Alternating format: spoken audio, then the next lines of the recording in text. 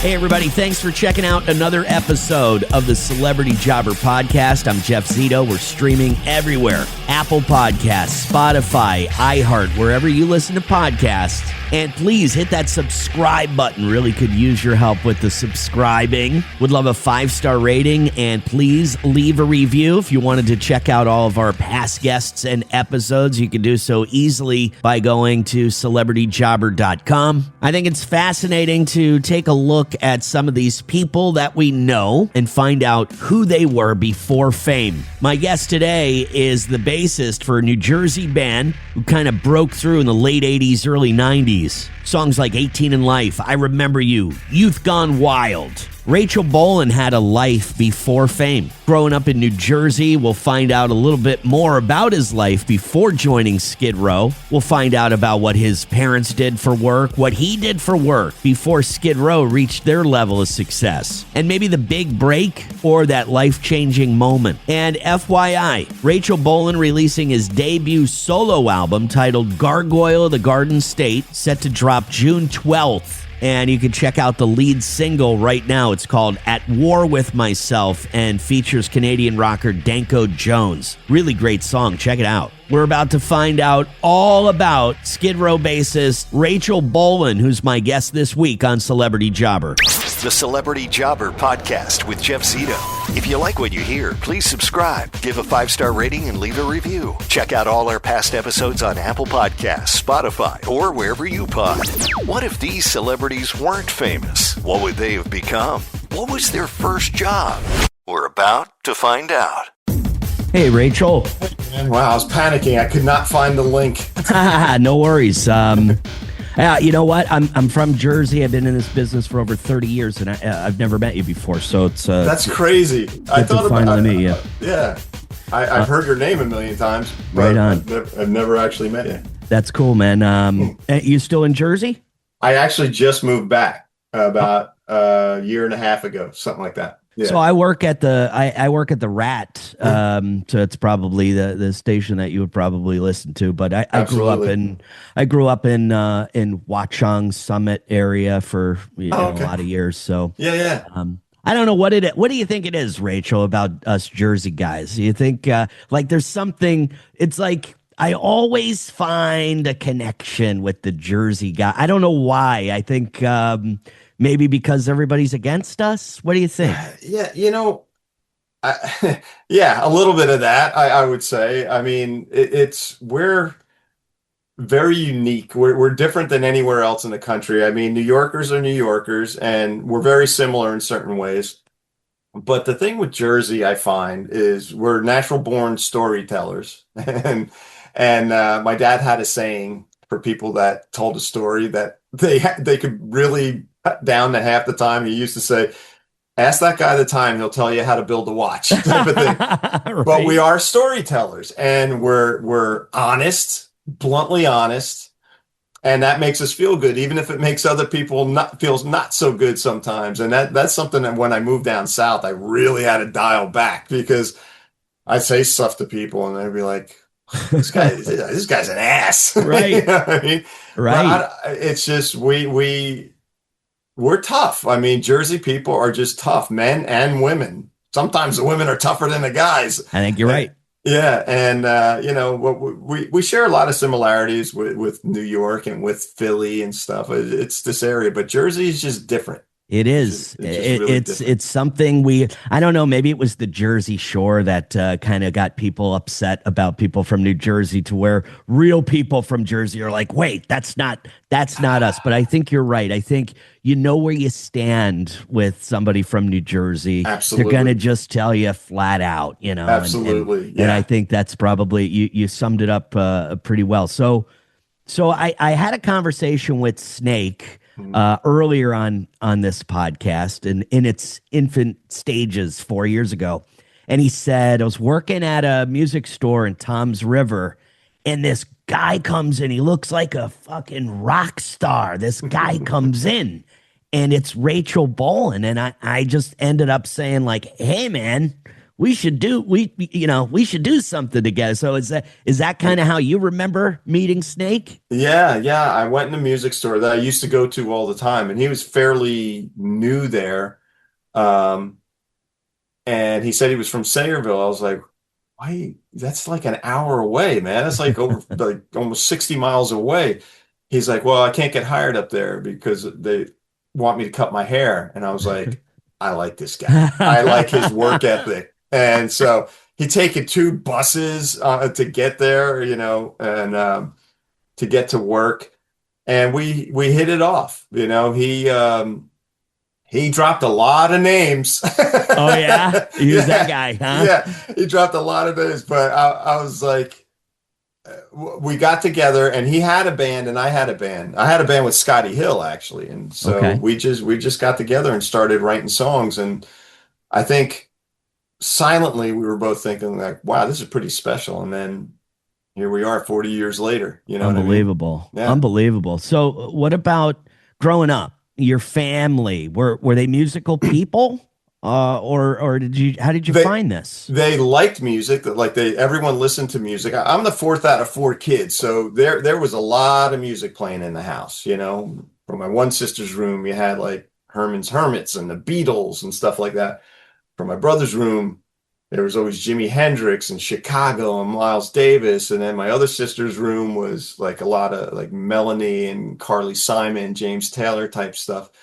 And, I was absorbing it all. And then I found my own way, with Kiss and Ramones eventually and just stuff like that, stuff like, and then like Britpop, then Britpop, Right. like Bay City Rollers type of stuff that just, it's just kind of made for a young kid. And so just all of that and all of those influences and even influences on the periphery from the other rooms ended up on this record. I Really? mean, even if it's a tiny little part here and there, like my love of new wave could be in a bass line or, I want to play a guitar part that sounds like the keyboard part of that Devo song. You know what I mean? Right. Stuff like that. And that's what made this. I mean, putting a solo record out at this point in my career is special to begin with. It's monumental, right, for me. But to have all those influences just be put into one place, it's a pretty amazing feeling. So you were saying in another interview that I was watching not too long ago that when you record stuff, this is like you said, this is your debut solo album, first time you've ever done this, and I heard you say like, hey, sometimes I'm writing all the time, and it's I know it's not quite right for Skid Row. Mhm. Can you tell me what that means? Because Yeah. like I figure anything you come up with is going to be what Skid Row should be like because it's you. So what Yeah. does that mean when you're like, I didn't think this was quite right for Skid Row? Well, first off, it's not just me because Skid Row is all of us that are in the band. So everyone has to feel good about a song. And so if we've been doing it so long, excuse me, that if you bring a song to the band, you could tell within a second if everyone's into it or not. If everyone's playing hard, like, oh yeah, and then digging in. And if everyone's kind of like, but they don't want to hurt your feelings because they're your bros, you're like, Yep. all right, just put that one to the side. So with all this, this stuff is obviously such a departure from Skid Row that, I wasn't hearing, you know, soaring vocals or just, epic guitar solos and stuff like that.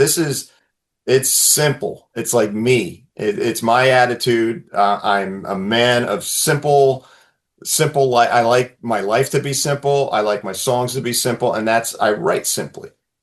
So that's where it's easy to tell what's going to column A and what's going to column B. You know what I mean? And I had some of these songs for a while, and I still feel strongly that could not be Skid Row songs without changing the whole feel of the songs, because first of all, I'm not as good as Scotty and Snake. You know what I mean? I'm fortunate enough to be in a band with to me, the best rock guitar duo in a long time, like maybe ever.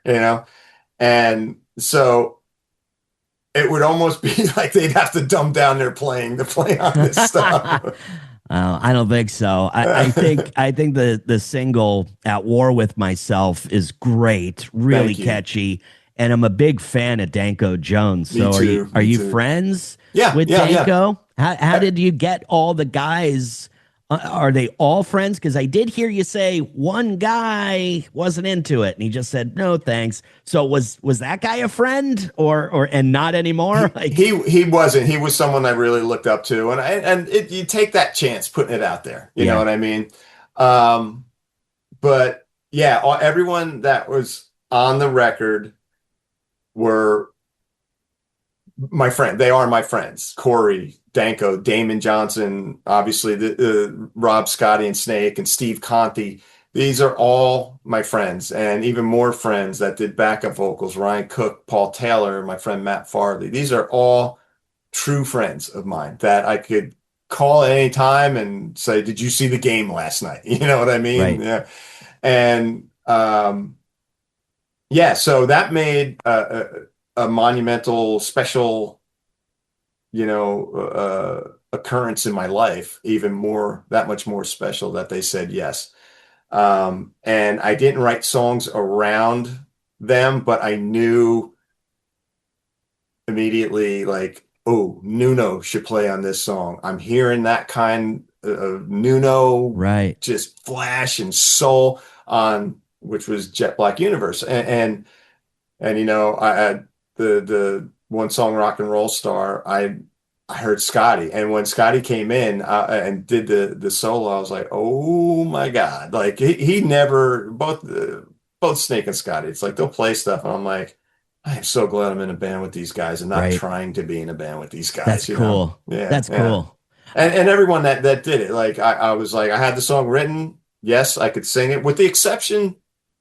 Well, I'll get to that in a second. Like, the songs that I'm eventually going to be singing, because obviously if I take this on the road, they're not going to be there. But I'd be like, man, Corey Taylor would sound really good on this song. So I called him and like, you want to sing this song? It's got a Sham 69 feel to it. He's like, I'm in. Send me the song. And so I sent him song, flew out to Vegas. We had 3 hours booked in the studio. He was done in 45 minutes. Wow. So he's just great. And then we talked about punk rock for another 2 hours. So and Danko, same thing. I didn't write that song around his voice. I was singing the whole thing, and then I was like, man, it would be really cool. Our voices are similar in ways, but there's a distinct contrast with his, because he, as nice of a guy as he is, he looks like the imposing person, like just like, oh my God, I'm gonna rip your head off and pee down your neck hole, and but he's just such a nice guy, and I was like, I think our voices would sound really good. And, and I love the way it came out. And he was so much fun. He came down, he did the video. He wasn't even in Jersey for 24 hours. Right. He just fit it in. And I was lucky that everyone said yes, and Steve Conti was the guy. I'm sure Steve. You're anyone in the Northeast knows Steve. He was in the Dolls and Company Wolves, and now he's with Michael Monroe. And I'm like, man, I know that I can't sing this song. We need someone with more vocal control and soul. I could sing faster songs. I could sing rhythmic songs, angst, whatever. But I know I can't do this. So I called him and I was like, man, would you sing this? And he agreed. He's like, okay, I'll sing the song, in his New York accent. And when he came back, Nick and I just looked at each other. We're like, perfect. It's a perfect guy to sing this song. The Celebrity Jobber Podcast with Jeff Zito.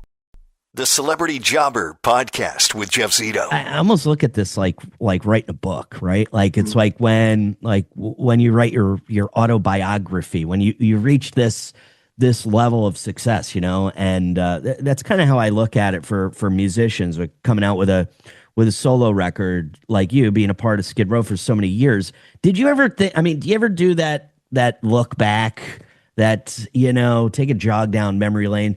You look at yourself as a teenager. You ever just look back to you and say, man, this is wild. This is a wild ride. I really, because you have to admit the guys that aspire to be famous, to be a rock star, be an athlete. These are dreams that a lot of people have. The difference is the average ham and egger can't put that work or they don't have the talent to achieve that stuff. It's very hard. It's, 1 in a million shot, they say. So did you ever take that time and To look reflect? back and say, wow, All the I time. really did it, man. You do. All the time. That's And cool. it happens every night as the intro rolls. I think of that before when we're on tour. I just think of it.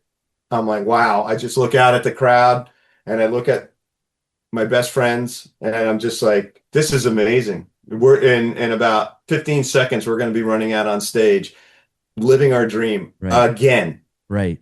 Every night. We're going to be doing it again. And then we run out on stage and the rush is just like to the point where I'm out of breath sometimes, like, because I'm thinking about it and the adrenaline is just like, and I've barely moved and I'm like, you know what I mean? Right. And you know, my parents always instilled with all four of us and my friends is to appreciate the good things that come your way. And my dad would always say to me, he had a lot of stuff that didn't seem to make sense as a kid, but as I became an adult, it still pops in my head. But he would always say, whatever you do, don't be afraid of hard work, because hard work is what makes you successful. He goes, if you go and dig ditches for a living, be the best damn ditch digger you could be. Yeah. And you just work hard at that. And so it was funny. I was not digging a ditch, but I was working for before Skid Row. I was working for a landscaping company, and one of the trees that one of the crews planted had died for some reason. And it wasn't a huge tree, but it was like the ones by the sidewalks. And we had to get it out. So everyone was kind of digging at it and trying to rock the tree. I'm like, it's not going to, and the boss is standing right there. And he's like, I'll be right back. So I just jumped down with an axe and a shovel into a hole that was about 4 feet deep. And I'm just whack, whack, and I'm hitting it. And the boss came back with like, I don't know, some kind of, it wasn't a chainsaw, but it was something to make it easier to remove a tree. And I had it done. And I did it by hand. And I rocked it back and forth. Everything snapped. The other guys grabbed it and pulled it out. And the boss helped me out. And he goes, if you work as half as hard on your music as you worked at getting that dead tree out of the ground, because you're going to make it. And I'll never forget that. Well, that's big. That's big. It's something you took with you forever. At one of your first jobs. Yep. Can you remember, was that your first job, landscaping? What was your very first job? No, my very first job was working at Seaside. Not counting working with my dad. Like, he built houses, so I would go and do little stuff like, here, cut 15 of these 2x4s, like doing little stuff like that. Right. But my first job where I was getting paid by a boss and had to deal with a boss was working up on Casino Pier. Oh, man. At a basketball, and I wasn't old enough to drive, so I was probably like, I don't know, 14-ish. Right. So I was up there and I have to deal with just all the drunk Guidos that came down. They take yeah.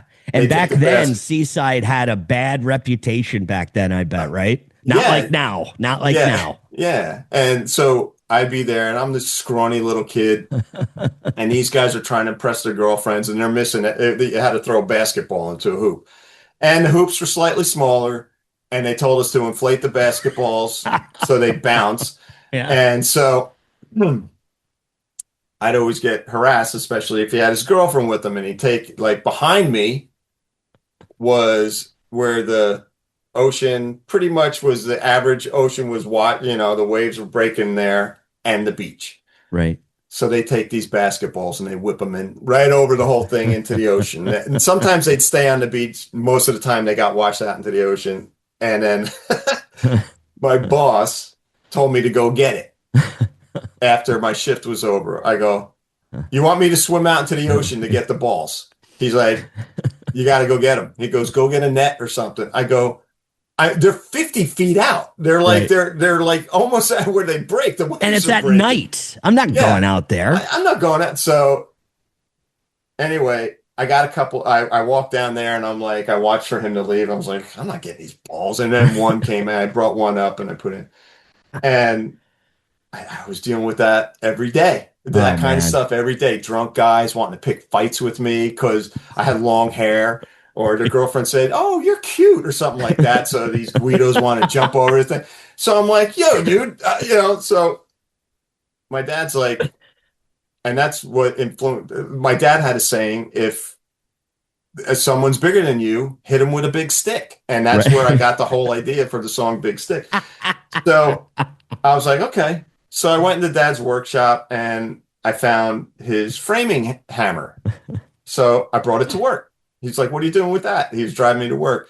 I go, are you using it today? He's like, no, I'm not doing any framing today. I was like, this is the big stick. He goes, you can't hit somebody with a hammer. You'll go to jail. I was like, I'm not going to hit them. I'm going to hit in their vicinity though. Right. And so sure as hell, some Guido started giving me a hard time. So I reached under and went, bam, right next to his hand. And he's like, whoa, this dude's crazy. He's out of his mind. And I was like, all right, now we have our boundaries. Oh, that's awesome. That's a great story. Yeah. The Celebrity Jobber Podcast with Jeff Zito. Celebrity Jobber. So we're talking about like, okay, this is a big dream, like, did you think, what were you thinking if it didn't work out, if Skid Row didn't work out? Are you thinking that you were going to go into this business, or did you have aspirations to go to college, or what was your plan? Were you just too young to have a plan? You're just like, fuck it, Well, rock or bust. Yeah. My parents were very supportive. That's awesome. Like extremely supportive. They bought me my first bass. They lent me money for a van so I could get the gear around. It's always a bass player with the van. So they were always supportive. My mom, I just had to graduate high school. She's like, because I hated school, man. I really, really hated it. I love seeing my friends, and I really liked a couple of my teachers, but I just I felt like I was trapped there, and I was wasting my time when I could be writing songs. And so sometimes I'd get detention, and I'd be like, finally, I had time to write songs, and I'd write. So, but my mom and dad were like, you need a plan B. Right. They go, we have all the faith in the world in you to do this, but you need a plan B. Because at this point, I talked them. It didn't take much talking. They knew I hated school. I had no interest in college. So whatever money they put away, I was like, can I please borrow that money for a van and for some gear that's actually going to work, And they're like, yes. So they said, but we need you to have a plan B. And I said, I have a plan B. I totally have a plan B. I didn't have a plan B. So I'm like, when I met, and then it brings me to when I met Snake, I'm like, okay, this guy's on the same collision course with success that I think I'm on. Hitch my wagon to this guy. And so we started writing songs, and they just started coming to us like that. But I didn't have a plan B. I knew what I could do because I knew a lot about construction. I knew how to build a house because of my dad. Right. He showed me a lot of stuff, and I between him, my brother, my cousin, we could definitely build a house. Right. But it's not what I wanted to do. And mom and dad were totally cool about that. And, I just, it was or bust. That's very important though, having the support of your parents, because absolutely, if they didn't support you, I think things could have been different. Who knows? I mean, but I think that's very, very important. What about the moment that changed your life forever? there had to be, I mean, you probably worked gradually, a little bit more, 18 in Life, whatever the song was that came out. But was there a moment that you can remember, defining moment, whether it was hearing the song on the radio, signing the record deal, a call from somebody, playing a show, a defining moment where you guys looked at each other and you were like, I think everything's going to be different for us here on after? Yeah, there were a couple, and in different situations. With one time we were doing press in New York City, and we were on tour, but we flew to New York, and we were doing press for like 3 days. I didn't even go home to New Jersey. I just stayed in New York. So I went to see friends, and we went to the old Cat Club. And yeah, it was a Cat Club, right? In New York City. Or am I thinking? Yeah, the Cat Club. So I go there and I met a couple people, my friend Michael Alago and my friend Mary Gormley, who were both A&R. They did A&R for two different labels. Michael signed Metallica. Mary had a bunch of big signings. And we were all in town at the same time, and we were all kind of coming up at the same time. So I met them there, had a great time, met Joey Ramone. Awesome. I was blown away. Yeah. And it was he was so nice and so cool. And I didn't realize how tall he was. And for a guy 5'9", I'm like, I don't even come up to this dude's armpit. Wow. But he was so nice to me. And so I grabbed a cab back because we had to start press at like 10 a.m. or something like that. It was already like 3 a.m. So I'm in a cab, and it was hot out, so I had the windows down, and there's a car parked next to us at a light, and it was on what was a super commercial radio station in New York back then. That's Z100. It was probably what Stern was on, which was K-Rock, right?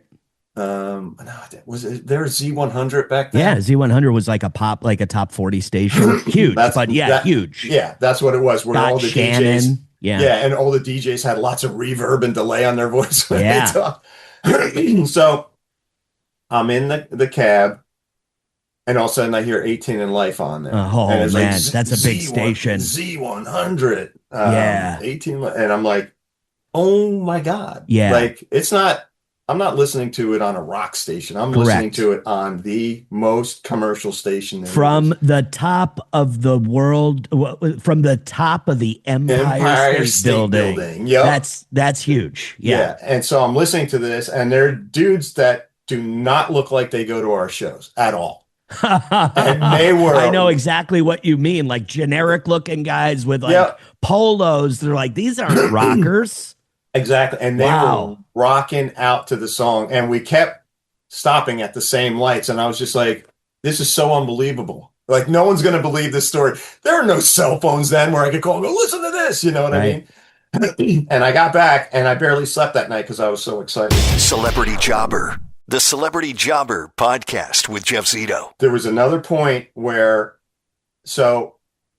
my mom kept ledgers of what all of us kids owed her, right? Owed, borrowed, because it was never like, we're giving you this money. It's like, we're not charging you interest, but we're loaning you this money. And it was a great character learning experience. I'm sure you didn't think about it the same way you think about it today, but you sure appreciate mom doing that. Yeah. Absolutely. So I remember I got my first substantial royalty check. And it could have been $1 million, right? But it wasn't. No, it was nowhere near that. But I still owed them about $8,000. I went and cashed a check. I took the $8,000 out of it, and I just had them wrap it in those little money wrapper things. Yeah. And I go, Ma, and my dad's in the living room watching TV. Right. He was hysterical. Like, they both were really funny, but Dad was friggin' hysterical. So I go in. I said, how much do I owe you? And she goes, let me see. She takes out the big ledger. She's like, there's your sister, your other sister, your brother. Here's you. $8,000. And I go in my jacket. I go, pow. And I put it on the ledger. And Wow. she goes, how much is there? I go, $8,000. I said, we are square. And she goes, oh, you don't have to pay it at all times. The old man from the other room, I'd have let him pay back the goddamn loan. That moment, I was just Classic. like, ah, wow. It was a big moment. I saw, like, she was trying not to show it, but she's like, That's great. and Dad came into the room, gave me a big hug. It was great. It was Yeah, good. man. That's a cool story. That's a Yeah, cool story. it It's was funny. great. Rachel, you seem like a pretty nice guy.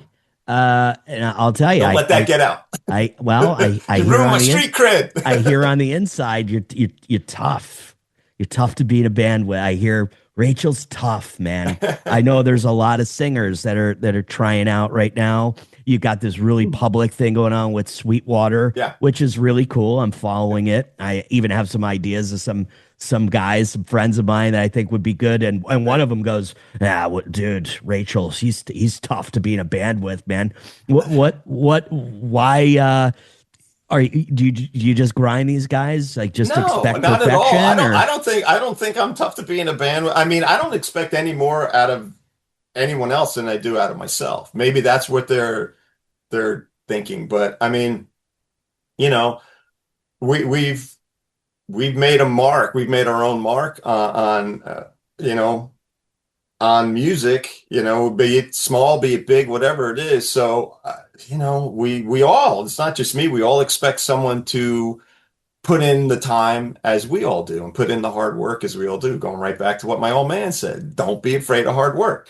Yeah, I don't, I think, I think I'm pretty easy to be in a band with. I mean, but I know that Scotty has said to me, he's like, sometimes, dude, you have your way of thinking and it's kind of hard to get in between those cracks. I go, I know, but I have vision and stuff like that. But, Well, I'll guess I'll just end with this, and I know, and I have to. You got to realize I have to. So the Sebastian chapter, you guys have all made it very clear that that's a direction that was in the past, and that you're moving forward. And I do know that the fans would love to see at least maybe one last tour with the guys together. Is it even are you and Snake and Scotty, do you guys talk about it or leave the door open a little bit? It's just, it was just too much, just too much that it is what it is. Right. It is what it is. We're here now. We're still Skid Row and we're heading into the next chapter of our career. Right on. Yeah. Okay. Well, I gotta ask. You really don't have to, but I get where you're coming from. Yeah, I gotta. I mean, because again, that's what I hear from the streets. Everybody wants it, but then they realize that there's a reason that it doesn't happen, and time moves on, and that's all that you have to say about that. So, Gargoyle of the Garden State. Are you the gargoyle? I would be the gargoyle. I am the gargoyle. Paul McCartney was the walrus. I am the gargoyle. The Gargoyle of the Garden State's the new album. It's coming out June 12th. And the new single with Danko Jones, At War With Myself, is out right now. Rachel Bolan, Skid Row. Great, man. It was a great conversation. Thanks man. For digging deep and telling me all about your family and your dad, and that's good stuff, man. Really good stuff. I appreciate it, man. No worries. Have a great rest of your day, and good luck with the solo. I love it. I really think it's great, and I think you're going to do really, really, really well with it. So thanks. Good luck. Good. Yeah, man. Thank you. I'm really proud of the way it came out. You should be. Thanks again. All right, Rachel. Man. Born James Richard Southworth, Rachel Bolan from Point Pleasant, New Jersey, grew up in a blue-collar household. His dad built houses and seemed like his old man really instilled that work ethic into Rachel. And he reflected on that several times during the interview, and seems like he got a real kick out of his old man. And he talked about some of his earlier jobs before Skid Row, and he was a landscaper. He also talked about working at Seaside Heights, which was kind of a beach town with a boardwalk, kind of a tourist trap. And on the boardwalk, there's a bunch of like pizza places and arcades and it's kind of like the county fair. A lot of games and stuff where Rachel was working by the basketball hoops, had to bend the basketball hoops so you couldn't really swish one in there and win some crappy Grateful Dead mirror or whatever the hell they were giving away, you know?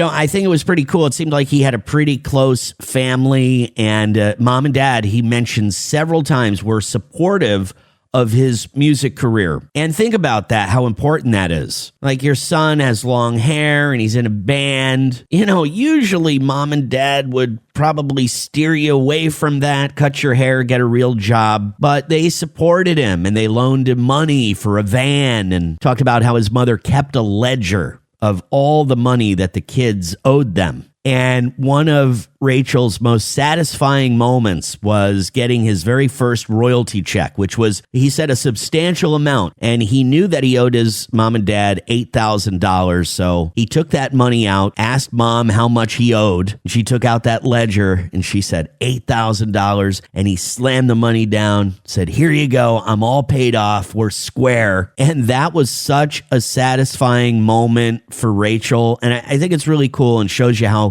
tight-knit that he was with his mom and dad. And that support that he got from home. Again, they must have seen something in him to support him. Because I would think most parents would try to deter their son from joining a rock band or making that their profession. Rachel also talked about a life-changing moment for him. He's cruising around and listening to one of the biggest radio stations, Z100, in New York City. I remember that station as a kid, and their motto being "Serving the Universe from the top of the Empire State Building." And Rachel's listening to that station, Z100, which, by the way, wasn't a rock station. It was like a top 40. So it played, all of the popular songs, Madonna, Michael Jackson, all that kind of stuff. So listening to that station, hearing Skid Row's 18 in Life, and he said he would look at some of the cars around him and people were singing along to that song,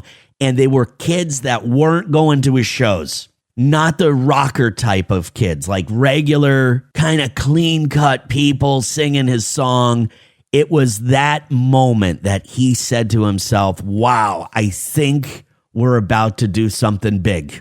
I thought it was a great story. And I've heard 1,000 times how the band has kind of moved on from original lead singer Sebastian Bach, but I had to ask because that's what the fans keep asking for. One tour with the original band. And it looks like that ship has sailed. Rachel going to be touring behind his debut solo album, Gargoyle of the Garden State. Check out the first single called At War With Myself, featuring Canadian rocker Danko Jones. He's also got a ton of guests on this album, including Corey Taylor from Slipknot, Stone Sour. The album Gargoyle of the Garden State from Rachel Bolan, set to drop on June 12th. More details up on the website, skidrow.com. I'm pretty sure having a supportive family helped Rachel Bolan achieve his personal goal of being in one of the biggest rock bands of the late 80s and early 90s, Skid Row. Without that support, who knows? Maybe Rachel would still be working on the boardwalk, or maybe he'd go into business with his old man, building houses or landscaping. I think it all worked out for Rachel. Thank you for checking out another episode of the Celebrity Jobber Podcast, streaming on Apple Podcasts, Spotify, iHeart, wherever you listen to podcasts. Follow on Instagram, celebrity_jobber_podcast. Also, youtube.com/the@celebrityjobber. Bonus content on substack.com/celebrityjobber.